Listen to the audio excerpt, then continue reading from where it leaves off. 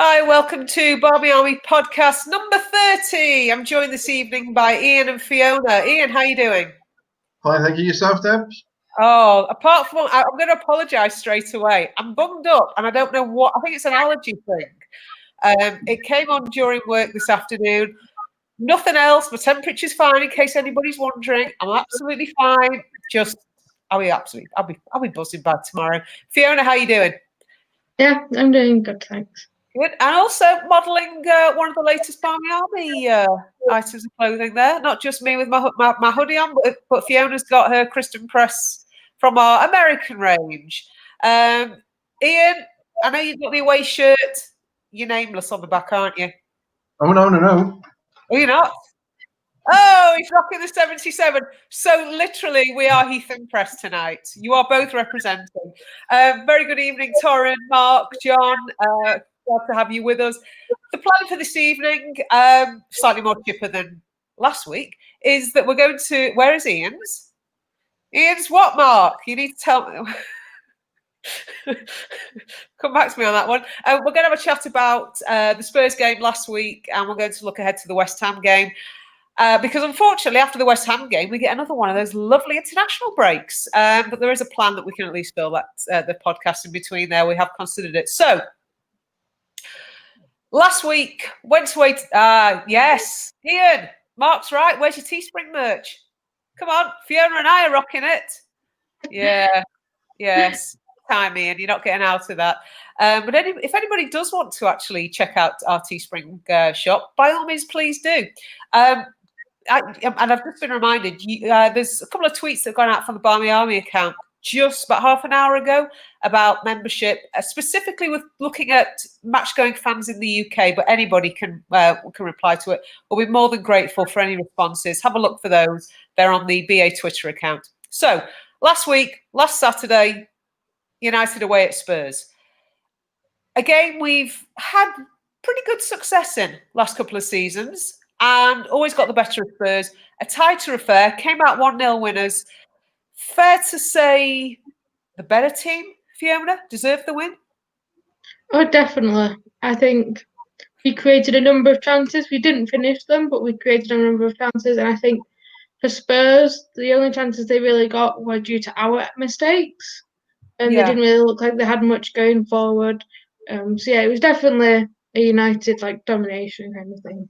I think Spurs were helped in their chances by Leah Galton playing at left back, mainly out of sheer need because we are short at the moment numbers in terms of the defence. Hopefully that'll be slightly better.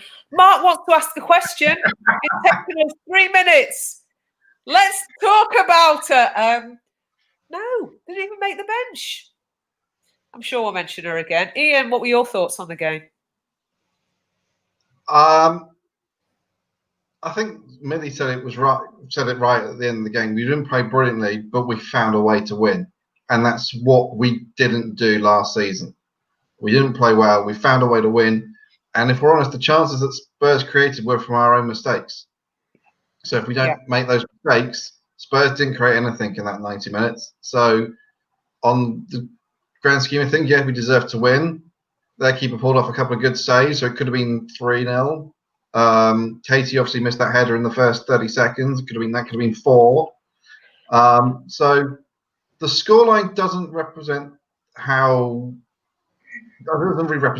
performance, if I'm honest, but we needed that win and we got it. That's the main thing. Yeah, John makes the point, as ever, you don't get the second goal. It was edgy. But Spurs didn't even have a shot on goal in the entire game, so they're going to need Alex Morgan. Fiona, one of the things I talked about, I don't think it was on the fan cams, I think it was on the social afterwards, was that grinding out those results, it's the mark of a good team.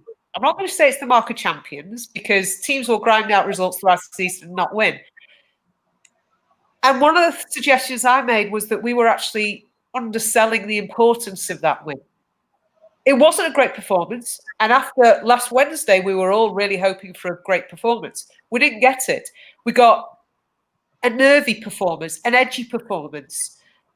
But it's 3 points. Are we guilty as fans of setting the bar unrealistically high for every game. I'm not saying we shouldn't aim high, but we're going to have those games, surely. Yeah, I think throughout a season you'll have those games where you don't perform, but you hope to still get the points. And if it had been a draw and we'd performed just as we did, we'd be more disappointed than we are. I think for me, it was because you'd performed so badly on the Wednesday. I wanted a reaction from the players, and we did get that a bit. So I think that's why I was a bit disappointed we didn't have a better performance, but obviously still happy with the 3 points. And over a season, those 3 points instead of 1 point could make a huge difference at the end. Yeah. So it's something we didn't do last year, and it's something we've worked on, and that's a good thing to see out of the players. But yeah, we still need to aim to have a good performance every week. We know that's not going to happen, and then when that doesn't happen, we hope to still get those 3 points. Yeah, some comments coming in. Jonathan says, talking about grinding out results, Tooney said afterwards, mark of a good team. Ellen says that Spurs had 4 shots in total. I think we contrived to give them those 4 shots. Now we've had that one, it's just jumped. So Mark says, thought Jackie was brilliant. I'll talk about, I think we'll all talk about Jackie soon because something's shifted there. Jonathan says she's been our best player since the start of the season. Yes. Mark agrees with that. And John Fry says Jackie's been player of the match every game. Ian, are we also overlooking the importance of a clean sheet? I know they weren't great, but you're always susceptible to a breakaway, a fluke, anything. I don't think that's an impression. No, you're right. However, I don't really think Millie or Abby were under great stress at any time during that game. As I said, the mistakes, the first mistake within 5 minutes was Leah's back pass, which was a little bit wastefully hit. But other than that, as I said, the only other chance I really recall was a free kick, which went wide. I don't recall Mary really making a save. She might have just caught the odd ball that's dropped into her. She didn't make a save, that's for sure, from what I remember. So, and that's probably the best I've seen Millie and Abby play together. You know, the beginning of the season, one of them was doing something silly. You know, if we go back to the Birmingham game, you know, Millie was off it at times. There's times that Abby looked nervous against Chelsea, and we know what she did last season against City in the Cup. But we've not seen that from either. You know, we've not seen it apart from that Bum game. Those two have been fairly solid at the back. So Sorry, I think. Ian, can I just jump in? You said we all know what Abby did against City in the Cup. You mean score a goal, correct? Yes? She did score a goal, but she also gave away the back pass. No. She scored a goal. She scored a goal, Ian. She did score a goal, yeah. She did score a goal. Sorry. She didn't see it. That is the other problem. Yes. I think those two are starting to get clicked together, if I'm honest. And you look at what Phil Neville said was it yesterday or the day before yesterday about partnerships? And he said that, you know, he sees something in those two. So yes, because there was a lot of talk about why Gemma Bonner wasn't picked, and he said that effectively, well, actually, I didn't really make sense. I couldn't make sense, but he was talking about partnerships, but then obviously Sidefoot Steph gets picked, so that didn't really make sense. Not the only defenders of note at the moment. Amy T. And Amy's positional play helps out Abby at times. I think Millie had a really big game on Saturday, wasn't it? Because she had a lot to come back from after that Liverpool game. And afterwards, it was acknowledged. Casey said about Millie had to step up. Millie herself said it. I know because she scored, she was doing the interviews afterwards. But also, she's on the side where Leah was. So she was having to cover Leah more. So whereas Abby's helped by having Amy, and, you know, John Fry said there, Amy's positional play helps out Abby. Millie didn't have that support. So a combined back four, back five strong performance. Can we talk about the midfield? Okay, because I think that's one area where we've got strength, but we're still not settled on our best three. 3, 4. Fiona, who's our best midfield? You could tell the difference when Hayley went off. So she's got to be in there.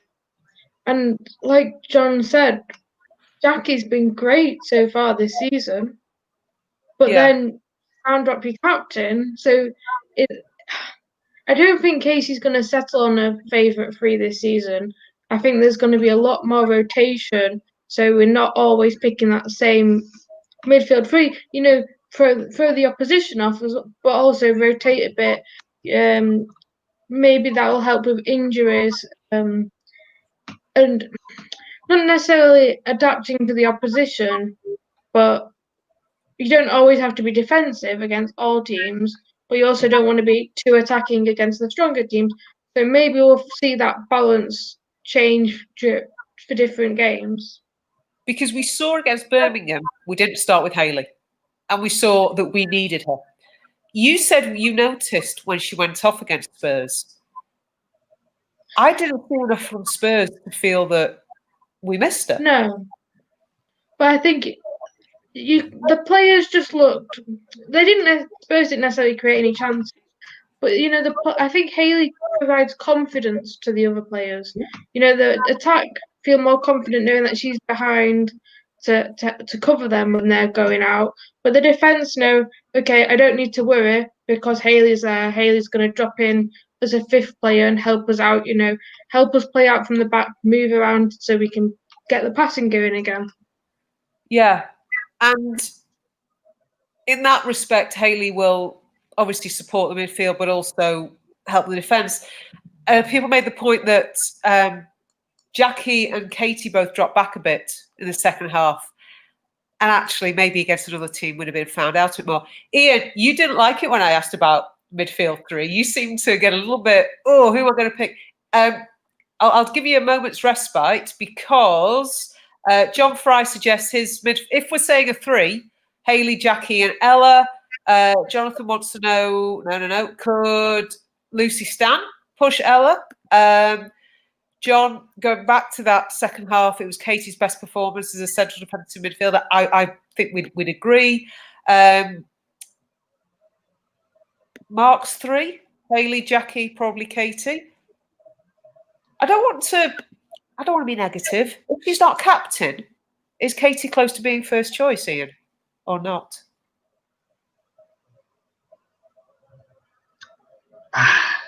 You would think the captain would be one of the first people on the team sheet.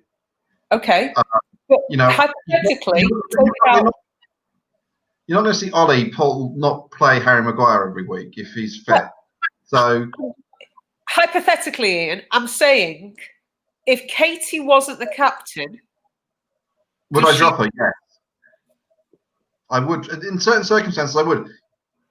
If you look at the Chelsea game, where Jackie was brought on off the bench, she made such an impact when she came on. Yeah. Jackie has got that ability on her. Katie might be able to do that in certain circumstances against, if we don't need if we're playing a Bristol, for example, no disrespect to Bristol, but if she wasn't fully fit, that is someone you could put on. She could easily go on the bench, bring her on from the bench, and she'll make a difference. So, I don't want, Ella's playing really well at the moment, so it's hard to drop her. Jackie is being the best player and probably us for the team all season. It's really hard to drop her. And then, as we said on Sunday in our social, we keep forgetting about LJ's got to come back. Yes. So I'm not seeing LJ in the front three. I see her being more towards coming from midfield. Because let's be honest, when you've got Tobin fully fit, Christian fully fit, Alessia Russo firing, that's the front three. Yeah. So if she wants to shoehorn LJ in, she's got to go into the midfield. So someone else has to drop out. It's the proverbial embarrassment of riches that we've craved, and now we have it. Ian, John agrees with you.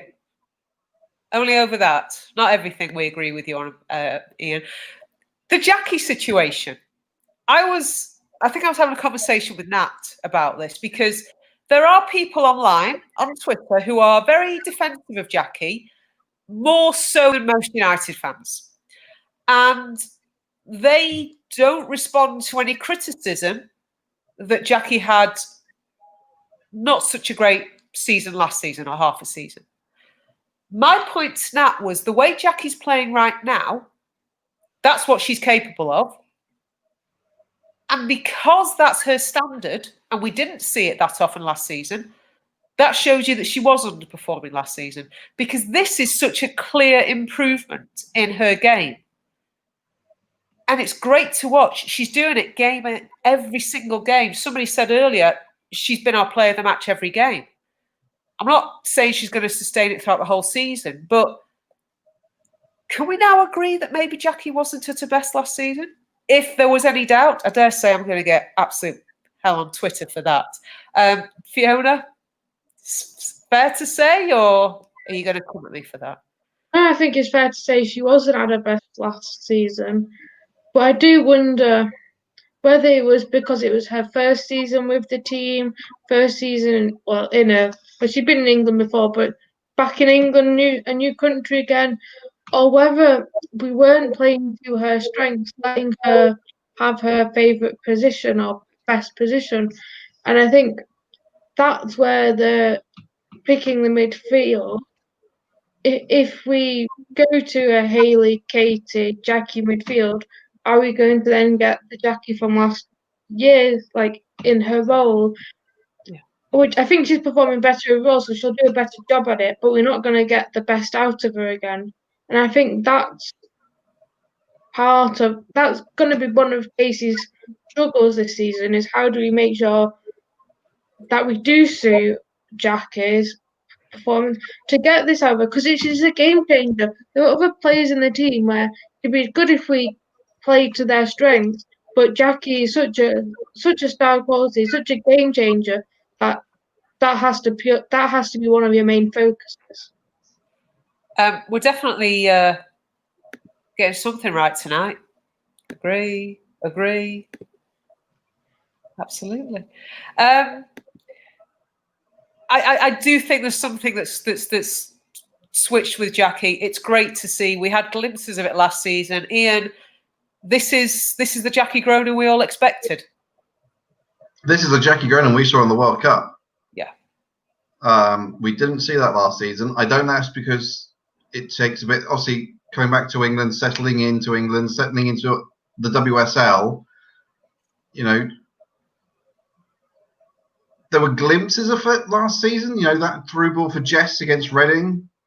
There were glimpses of what Jackie could do last season, but we didn't see it consistently. Whereas this season, every minute she's played, she's been a completely different player to last season. It's just been a joy to watch. And as I've said the last couple of weeks, the last 2 weeks when she started, she's been player of the match for me, and she turned the game against Chelsea.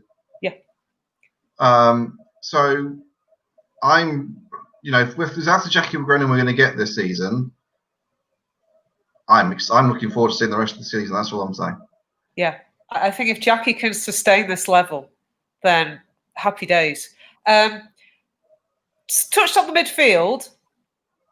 Fiona, I'm going to throw this one to you. Do you prefer Tobin as a forward or as a midfielder? See, I like where she's playing against Spurs on the left, because she can go on the left or the right. The defender doesn't know which way to send her, because which is her strongest foot? You don't know. And I think as well, I think I've mentioned this maybe to a few people in the BA. If need be, she can swap sides. A bit more fluid up front. Again, making it more difficult for the defender. And I think because our midfield, we've got so many players, I think having her on the wing, quite far forward on the wing, is definitely suits her strength. But I wouldn't play her as the striker in the middle, because we've got other players that can do that job. Ian, we've done the midfield, we've done the defence. Apparently our problem is on the finishing. Who's your forward line?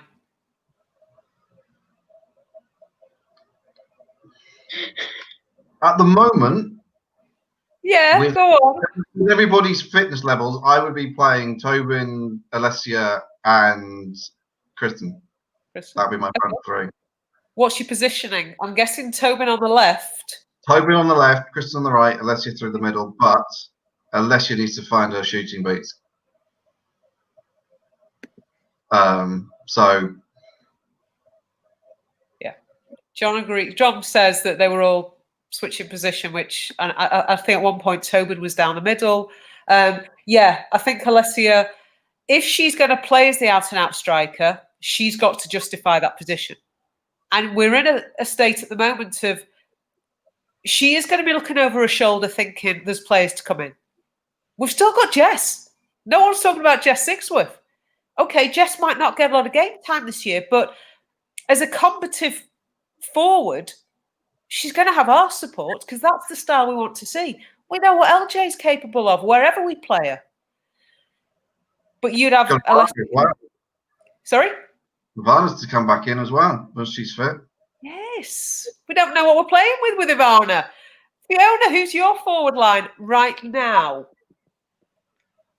I'd have to agree with Ian, but I think the most at risk at the moment would be Russo.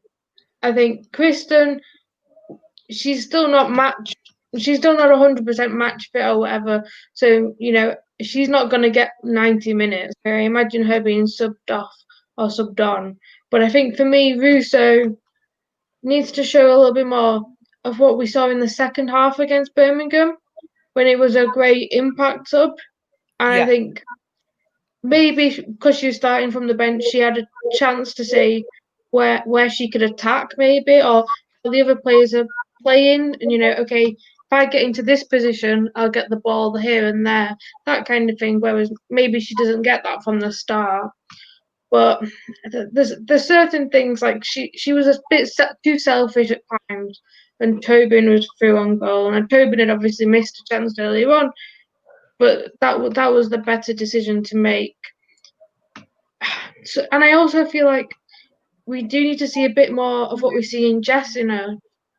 Jess will fight for the badge every minute of the game she's on the pitch. And I think we haven't seen that yet from some of our players. Now, granted, some of them are new, and it takes a bit of time to get used to the culture and how things are done. But if they see 20 minutes of how Jess plays and think, okay, I can learn from that and bring that into my game, I think that would be a real strength. On the subject of Russo, I think one thing we all agreed on Saturday was her dead ball, her free kicks. No, thank you. So we know she's still got progress to make. Fiona, you mentioned there though about players not knowing what it's like to play for the badge. I know she's in a meeting, so she's not going to spam this one. Matt would love to jump on this. If we were there, is that different? I think so, yeah. But also, if we were there and Jess did it, and then they saw our reaction to Jess doing it, that's another level again. So maybe it does spur you on a bit as a player, because everybody's shouting, "Go on!" that kind of thing. You're a bit more motivated. But as a professional sports person, you shouldn't have to rely on that to perform well. Maybe to take you to the next level, but at a minimum, you shouldn't need it. We spoke a lot last week, I think in the fan cams we mentioned it, about us not being there. Does it help the other team more than it is a negative for us? If we can separate the two. And actually, maybe that's what's happening a little bit here. So forward line, your choice right now. Yeah, this is what we're saying, John. Imagine the encouragement. You know what? I think we'd all like to be there. Unfortunately, suggestions today that nothing's changing anytime soon, so I'll have to stick with the watch-alongs for a bit longer. But everybody behave, please. Let's try and get those numbers down here so we can get back into games. If that's your forward three, who is most, at the moment, who should be looking over their shoulder most with LJ and Jess? Ian? Alessia. Okay. In that respect, because I think we know what Heath and Press are capable of, it's clear that they're nowhere near match fitness. And I think Kristen Press's first touch was a bit heavy on Saturday. Are we allowing them a little bit more leeway because of who they are and what they've done than we would say if it was a different player? I'm staying with you on this. I think you're right. I'm going to be honest with you. I think you're right. We know what they can do. We've seen what they can do. Out of the two, Kristen is the one that's, she's definitely the one that looks still behind a little bit. But again, she's not played since. She's not played since March. She's not been able to train properly. So we are going to have to give her some, a little bit of slack in there. Tobin looks like she hasn't stopped playing. Since she came on against Chelsea, she's looked like the Tobin Heath I saw at the World Cup. So apart from having to be brought off to, because she's been, brought back slowly into games so we don't injure her, she just looks like Tobin Heath. I've been really, really, really impressed with her this season. And I just can't wait for her to show up against City in November. Because I don't know why. I have a feeling that's going to be a very special day. Absolutely.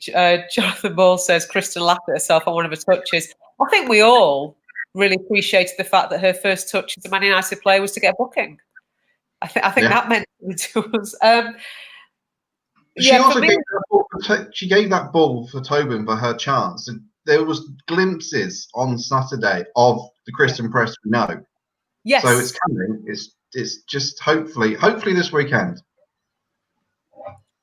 Have you got starting, Ian? I have her starting, yes. Okay. Fiona, are we giving... I wouldn't say so much Tobin, I'd say Kristen right now. Are we giving her more time than we would anybody else? Maybe a little bit. But I also think we know what they can do. They have been great players for a few years at least, if not longer. So we know what they're capable of doing, Tobin and Kristen. But we also appreciate that they're not match fit 100%. Tobin is getting there, Kristen isn't. So I think maybe. But then I look at Russo. There's been a lot of hype about Russo. She's going to be one of the stars of the future. But I haven't seen any glimpses of that. Whereas, like Ian said, we have seen glimpses of Kristen. There's definitely been reasonable amount from Tobin. So I think that plays into it a bit as well. If we saw one great moment from Russo in the West Ham game, but everything else is fine. But we saw that one great glimpse. I think that would change perceptions as well. Yeah, I'd agree with you there. Jonathan has picked on something else. I don't think any of us can. I would really love to see Tobin Heath's shithousery moment. I think we all. Can you imagine if whichever side she plays on, she's got Kirsty Smith behind her? Can you imagine the amount of shithousery then? Oh, I won't risk it because of the cards. I don't think Casey would risk it for very long. Yeah. And again, we'd all love to see it. I'll be the first to say I was getting more hyped about Kristen Press. I still do think she's the one that's going to come out at the end of the season with more of an impact. But right now, I'm prepared to hold my hands up and say I've been sleeping on how good Tobin is. She's more ready. She's with it more. And I think that let's be honest as well, she should have won us 2 penalties already. the one at Liverpool, and the one on Saturday.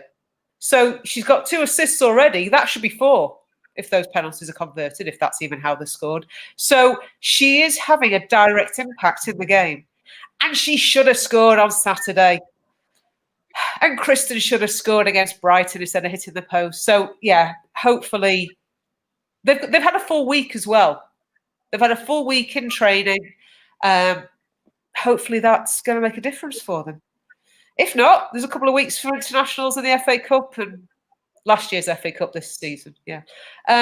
So that's Spurs. It's a 1-0 win. It's a goal for Millie. Slight bit of redemption if she needed it.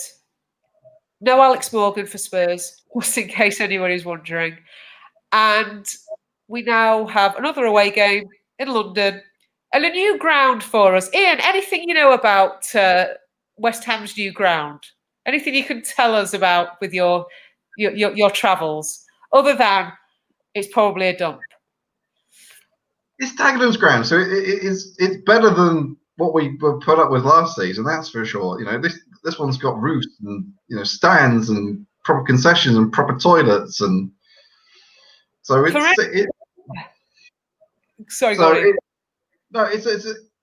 a proper old school English ground, isn't it, for a lower league ground, Dagenham? So it's a shame we're not going to be there. Yeah. But I'm going to be brutally honest. I don't miss West Ham's fans. They are so bitter. Oh, they really did my nerves last season. I was because also I had to walk out early last season to get a plane to go off to Germany, and walking by them as just after that free kick went in was horrible. Which one, the first or the second?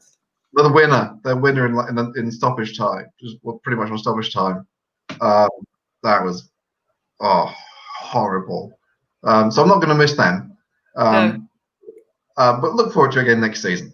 But no, it's and the weather, whilst it hasn't been great, it's going to be dry until the game, so I don't think the pitch is going to be an issue. So, because that's the other thing, we'd obviously be thinking about some of our players in terms of playing them on questionable pitches.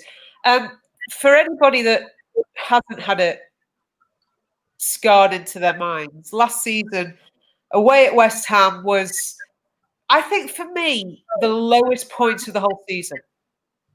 And bearing in mind we then lost to Bristol at home, something about West Ham away just felt 10 times worse. The ground was awful, the facilities were awful, their fans were a nightmare, and it was a game we were controlling. It was a game we should have won. And the referee didn't win that game. Referee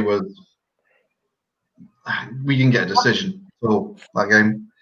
But it's the same referee we had on Sunday, Saturday, sorry. So, well, the referee on Saturday was happy to just give everybody a yellow card. But you've got to remember, every time LJ went for the ball on that game against West Ham last season, she gave away a free kick. Yeah, she gives the more physical players. Not her fault that someone's thinking that thin as a stick and gets easily pushed off the ball. Come on, Ian, have a go at the refs. Come on. So, hopefully, things will be slightly better this year at West Ham. Fiona, are you expecting any big changes in the team? I don't think so. I think there are going to be players coming back, so we know Jess is back on the bench, that kind of thing. I don't think there'll be any big changes to our starting 11 other than Leah Galton. I can't see her starting as left back again. And now that we've had another week of recovery and training or whatever, I think we'll go back to having Kirsty Smith. Yeah. Or if I don't think Honor will be back, but if Honor was back, you'd see her coming in maybe. But I think Kirsty Smith. But other than that, I think the rest of the team might look quite similar. There's maybe one change in my midfield, but other than that, I don't think so. I think we'll see different substitutions against West Ham. Maybe give Jess some more minutes coming back from injury, and a few other players. It always depends on how the game's going as to very often the substitutions that can be made if you're trying to give players minutes. Obviously, we'd like to think that we can give Jess some minutes.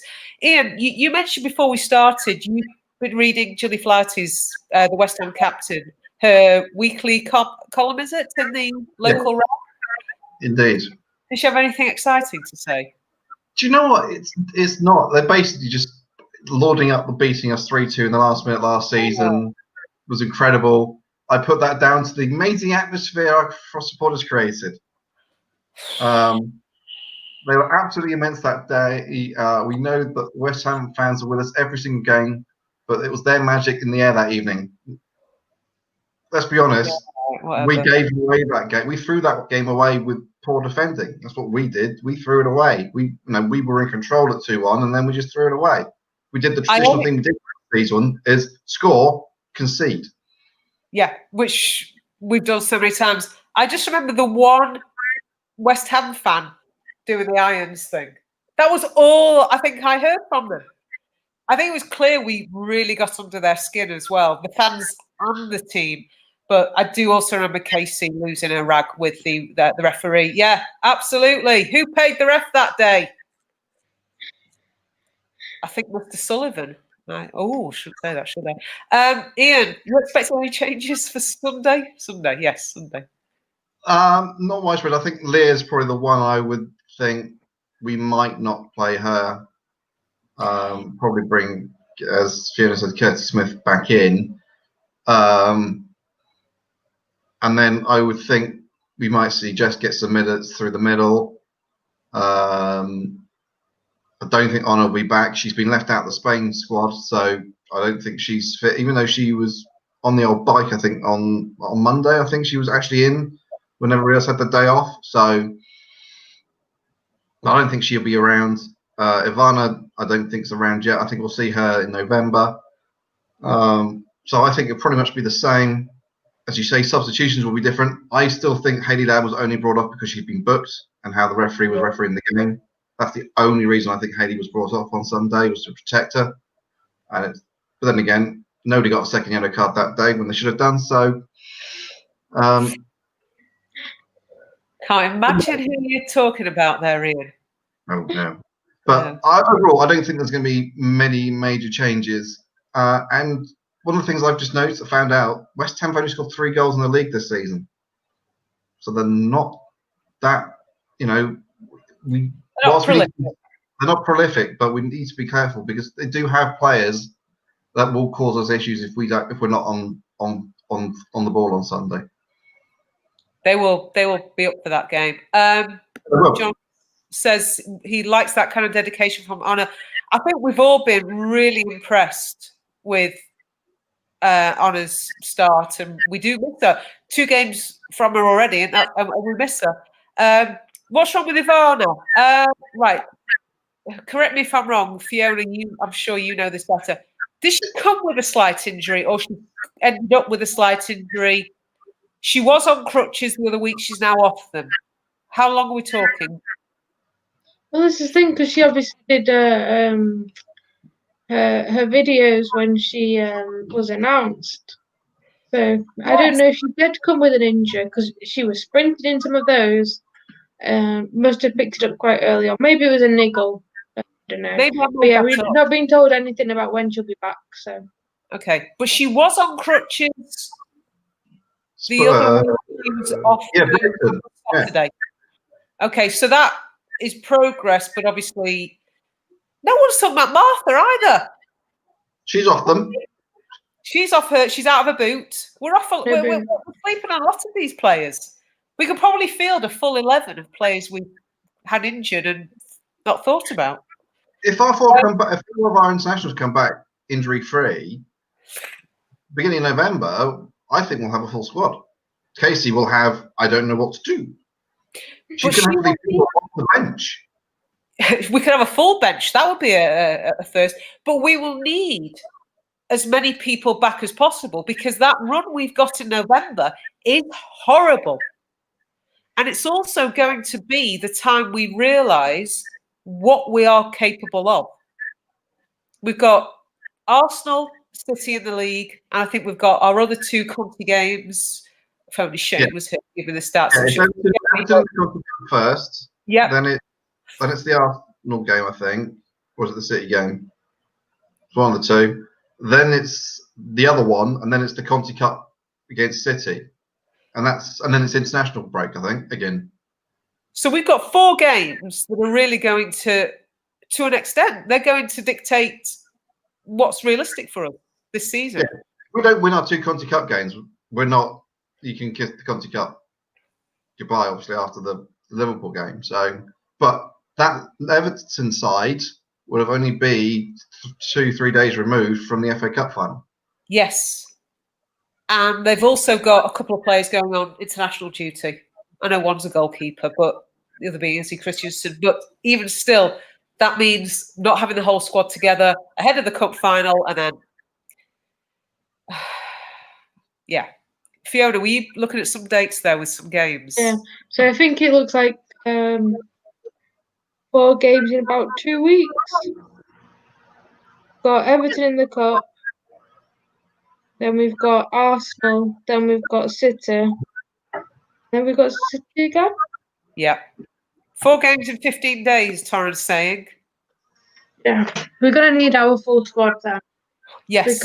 Because those games are going to be battles for us, and we need everybody we can get. I have a suspicion that in one of the weeks of the international break after the West Ham game, we're going to be talking about different lineups. Okay, don't want to preempt that podcast, but that is such a huge month for us. We hope by that point we will have played in the league Chelsea, Arsenal, and City. Okay, the supposed top 3, the big 3, but we will have played them all at home. Is that a bit of a negative for us that we've got those 3 away games to play in the second half of the season, Fiona? Or am I just finding something to think about? So I think if we could have had it that the games were away, and then then the home games are later on in the season, because I think us being there as at the LSV, sorry, and I almost said LSV. At the LSV against those big teams, having us there will motivate our players, but also can impact the away fans. And I don't know if we necessarily have that much impact at an away game, depending on how many United fans there if United fans are there compared to away fans. Yeah. John makes the point, depends if fans will be allowed at the back end of the season. I just wonder whether it's easier for us to obviously not have to travel. It's easier for us to play in our home ground. It's easier to have home that kind of routine. So to have got all 3 of them out in the first half of the season, I know you've got to play them both. You've got to play them both home and away. It just feels that actually we haven't got a home game against any of the 3.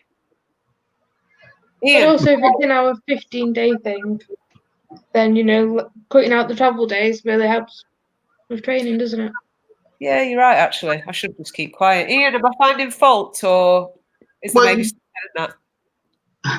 We did say when the fixtures came out that it looked a little bit circumspect because we're on a current away run, and then we're going on a home run.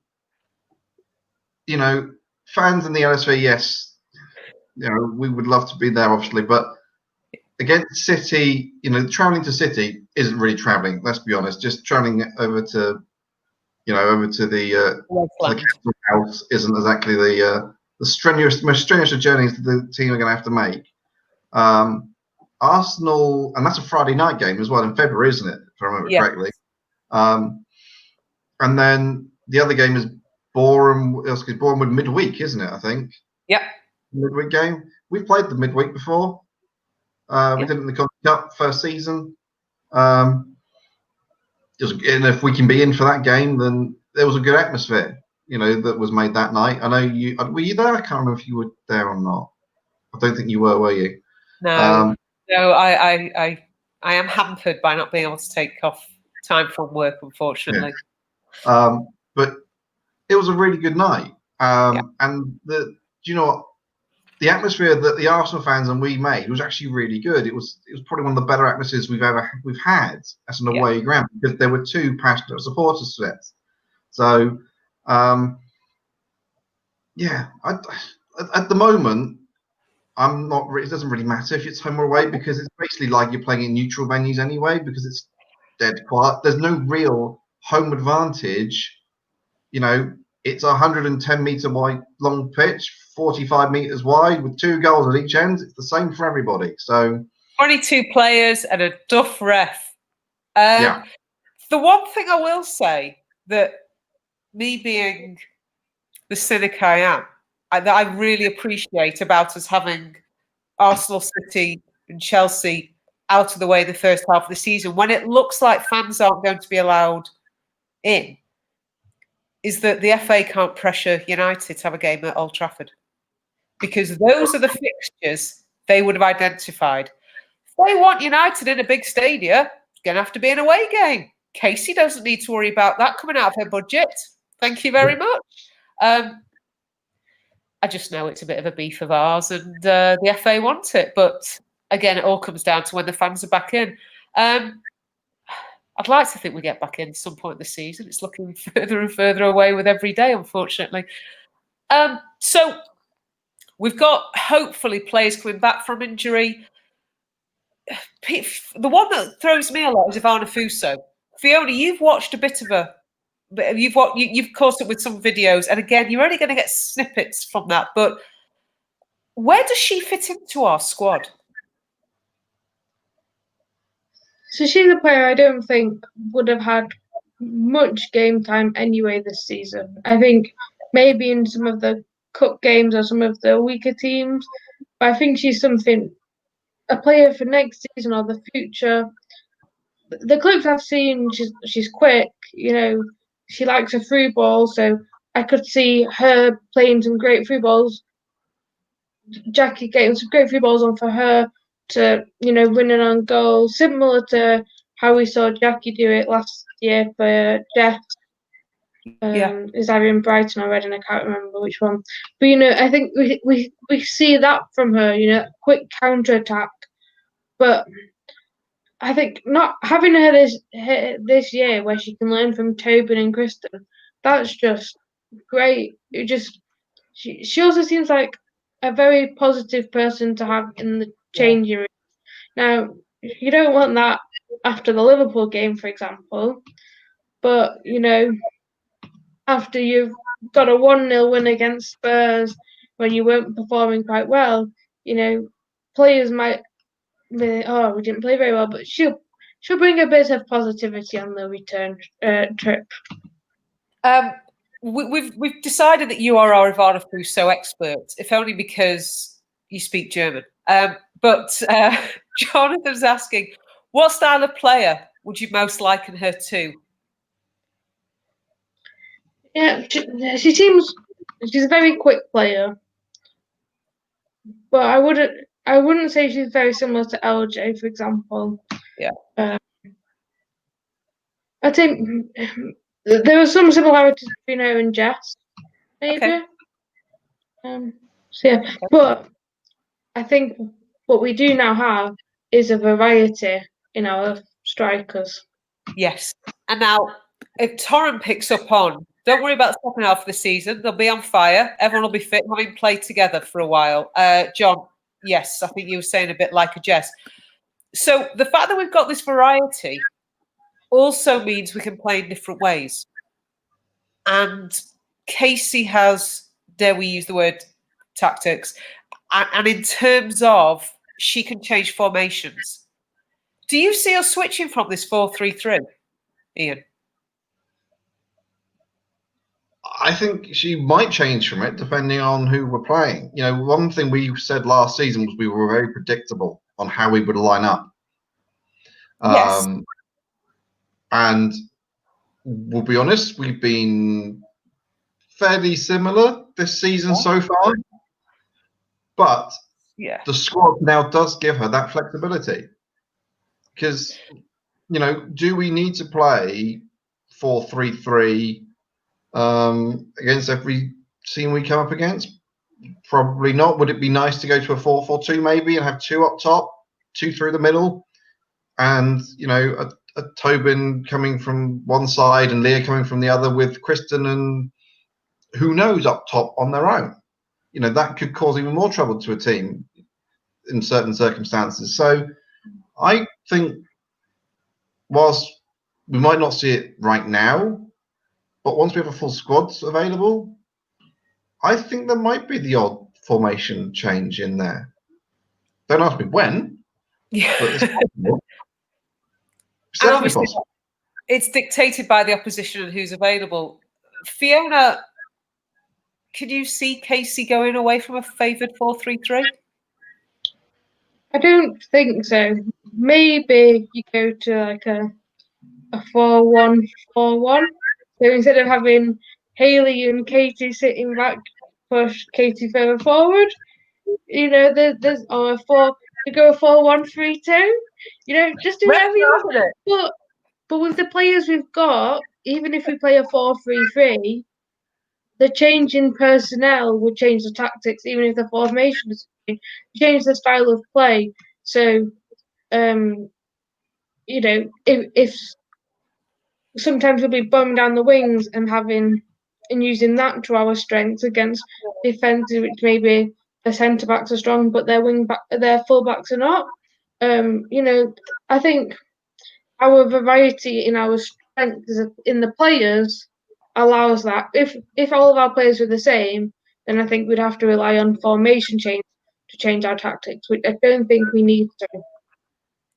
If we play our 4-3-3 well, we could change things around with just changing our key striker, for example. I see what you're saying, actually. John likes a 3-5-2.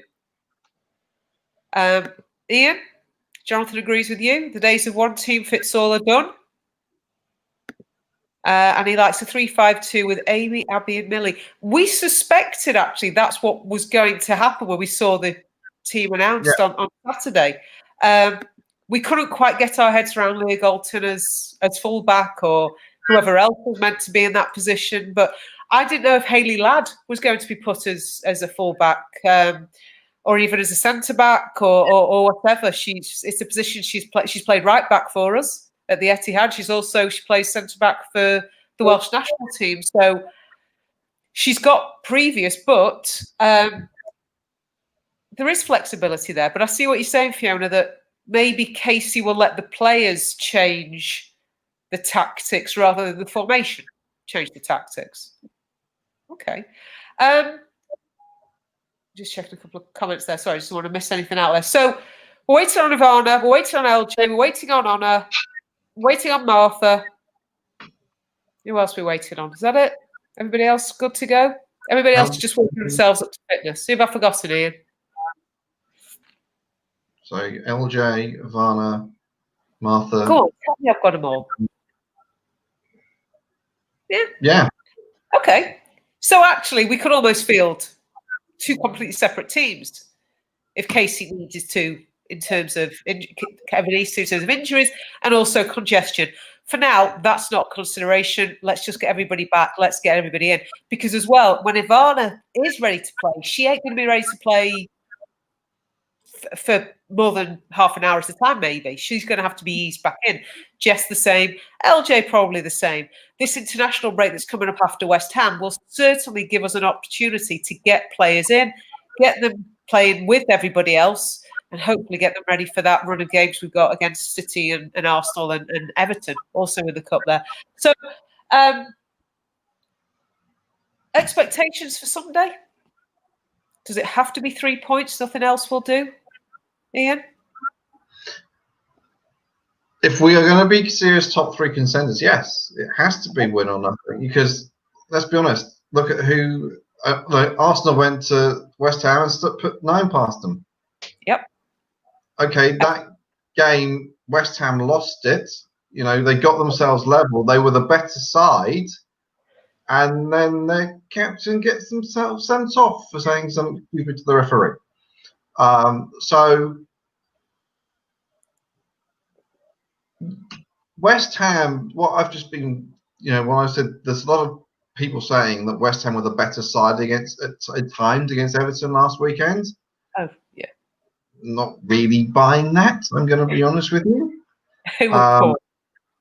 Because looking at what the highlights that I saw of that game was Everton were pretty much on top. Yes, West Ham did equalise, but I don't think Everton were ever overly concerned. As I said, I'm just looking. I saw the stats. They scored 3 goals in the league, and they've got 2 in the Conti Cup. So they've only scored 5 goals all season. And if you're only scoring 5 goals so far in a season, you've played. You're only averaging a goal a game. So. Okay. Sean's reminded us there's somebody we forgot. Sorry, Lotta. John's going big. He's going for a 4-0 win. Fiona, your thoughts for Sunday? Are you as optimistic as Ian? It has to be a win. Yeah. 3 points. Anything else would be a disappointment based on how West Ham have performed so far this season and their results. They've got 1 point, and that's from a draw with Spurs. They've lost to Reading, they've lost to Everton, they've lost to Arsenal, and they lost considerably to Arsenal. They were down to 10 players, but I think John's 4-0 win, that would be a great thing for us. We need to catch up on the goals a little bit. That would be a great, if we could share that out, different players scoring, that would help confidence as well. Ideally, you'd want a better performance than what we've seen recently. Again, building that confidence, maybe building a bit of momentum, but anything less than a win would be a disappointment. But we do know last season against the poorer teams, that's when we struggled. If West Ham just make 2 lines in front of their goal of players to defend, however, that's going to be difficult. But I think the experience from Tobin, of Christian, hopefully Leah's learned if she comes on or is involved. Jackie, how to play against that kind of team now.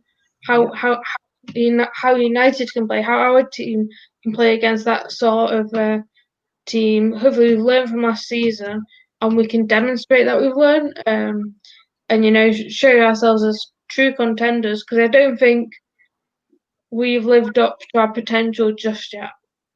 I was going to say, Matt sets these teams up really well. He's not a bad coach. He's a really good coach, so he knows what he's doing. And they'll be hard to break down. They will make it hard for us. They're going to be physical. That's one thing I can guarantee. On Sunday, they will be physical. And it's going to be as much of a mental battle, I think. Knowing, as you say, Fiona, they're going to put everybody behind the ball. We've got to break them down. Some predictions. So John's already said his 4-0 win, but to that he's given us the scorers. Tiffany's going to get a couple, as are Tobin and Russo. Jonathan says 3-1. Torrance says 2-0. Again, Tobin and Toon. They seem to be the theme. So I think it would be nice if Tobin did score. It'd be nice if Kristen scored. It'd be nice if anybody scores for us. Let's be honest. I'm not fussy. Obviously, some do mean slightly more because of who they are, but I think anybody at this stage. Both going for a win then. I take it. Yeah. All righty. We're coming up to an hour, so I think I'll say thank you very much for joining me. We will be having a watch along for the West Ham game. So if anybody wants to get involved with that, just drop us a DM to Twitter. Anybody that's already had emails about them in the past, you'll get another one about those. Hopefully you can join us. The social will be going on probably way after that, actually, because it's a funny time kickoff. But yeah, Mark, I think, is back next week. I think Jake's joining him. I have no idea who else might be joining them. Thank you very much, Jonathan. So join them for that. They'll be discussing the West Ham game and just anything else that's around at the time. Ian, thank you very much. Look after yourself. I will see you Sunday. see you. Obviously, this kind of way. Fiona, the same. Enjoy your fruits of the the Amazon Prime Day. We'll wait to see what's left, I think, for us all on what we've all been buying for the socials. Thank you very much to everybody who's watched, sent us comments. Really appreciate it. Take care of yourselves, everybody. Look after yourselves. Don't forget to get on the BA Twitter account to do the survey. And yeah, we'll catch up with you all next week. Thanks very much. Take care. Bye-bye.